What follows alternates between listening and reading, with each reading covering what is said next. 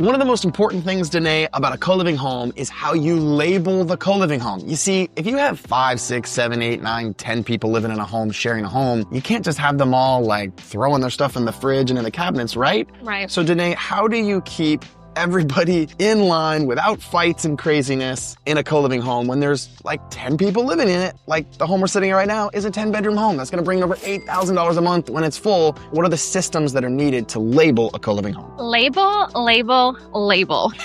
At one point, you'll ask yourself, is this overkill with the labels? Yeah. And the answer is no. Yeah. You will thank yourself later, your property manager will thank you, and your maintenance team will thank you. Because by labeling everything, it makes it perfectly clear. Where's my spot in the refrigerator? It's labeled. Where's my spot in the freezer? It's labeled. Same thing within the pantry. So if my room is, say, my room is 1A, does that mean you're just labeling all my spot on the refrigerator and the freezer and the pantry with 1A? Is that how I know? Yes, you'll have your allocated spot in each space. That way, when you come into the home and you're moving in and you're excited, you know exactly where to put your belongings. And that way, when you're member number 7, 8, 9, you can walk into the house and know you still have your labeled area. You still have space. That's nice too. So Denay, tell me a little bit about how does this help you when someone's moving out of the house? Absolutely. So same thing with having your space. When our team is doing room flips, we want to make it as easy as possible. We don't want a year long of people's expired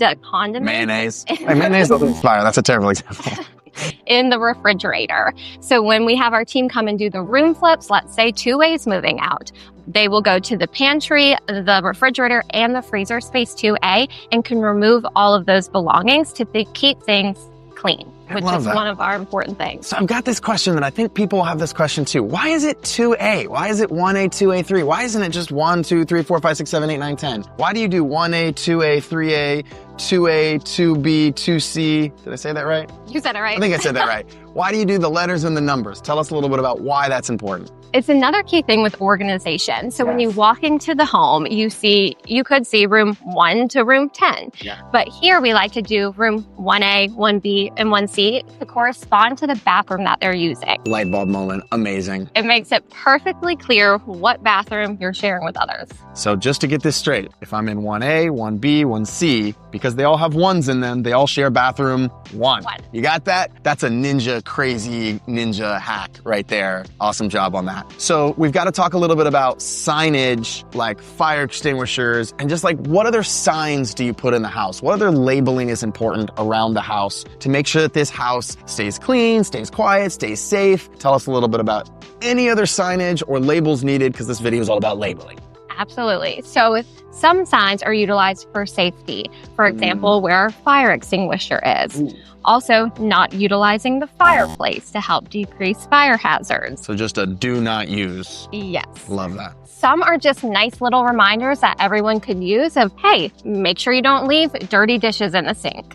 Or make sure you're not putting all kinds of things in the bathroom where the plumber's having to be called out multiple times a week.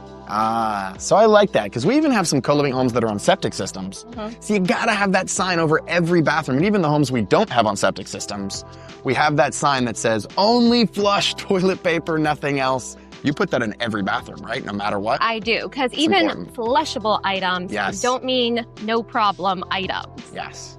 I love that. So I think the last thing we got to touch on is switches. Do you label switches in the home? Is that really important? Is that overkill? I know you said this video is about going overkill, but tell me a little bit about that. When you are the property manager or the maintenance man, you're going to realize it's not overkill, because one thing here in North Carolina that you might have noticed before is that oftentimes you need a little switch on in order for the dishwasher to work. That's how it works in North Carolina, yes. But speaking with some people from other states, or lots of our members that have just moved here, they've never heard of that before. So by putting one simple label saying dishwasher, leave on, you save yourself, your property manager, and your maintenance guy lots of calls. So labeling switches is important. I think this video is really key because it kind of gets into the mind of Denay on how she thinks about labeling, what labels are important. I also noticed that you have some really cool signage around the house, like just mindset signage, you know, inspirational. The house has got a good vibe, a good feel. I'm looking at a sign right now that says mindset is everything, that's in the kitchen.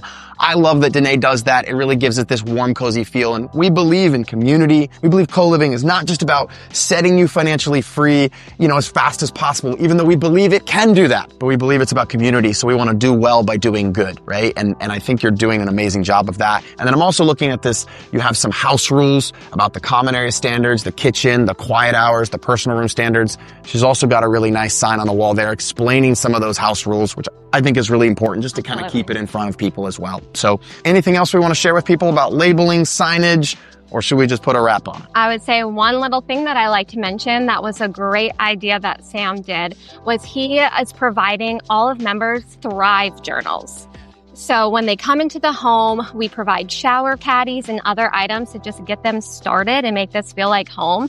But also, like you mentioned with the other signs around, we want to empower them and motivate them in their space. And that's done by these little Thrive journals where they can set their goals. They can say the things they're grateful for. It's just a nice little reminder. It really just helps them through whatever season of life they're going through. I'm glad you mentioned that. I love the Thrive journals. And frankly, I just love co-living and am so grateful for your work on this house. So great job. That's a wrap, ladies and gentlemen. That's everything and all you need to know about how to label a co-living home. Great job, Denay. Thanks, Sam.